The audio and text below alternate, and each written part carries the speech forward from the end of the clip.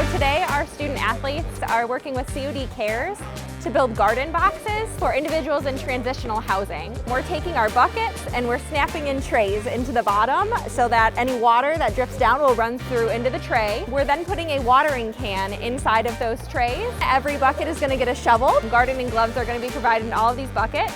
We also are providing little stakes to identify the different flowers and vegetables that are put in these trays. Each tray is going to contain 2 different types of herbs and 2 different types of flowers. And last but not least, we're saran wrapping these buckets and putting stickers on the top of them in order to make sure that we're sending our love and our care to those individuals that are receiving these garden boxes. I think it's cool that we're helping other people, especially College of DuPage. It just shows how we care and we're willing to help out. I felt very special that we got to do something like this for them. It makes them feel a sense of love. I felt that was a fantastic experience and a fantastic thing to contribute to.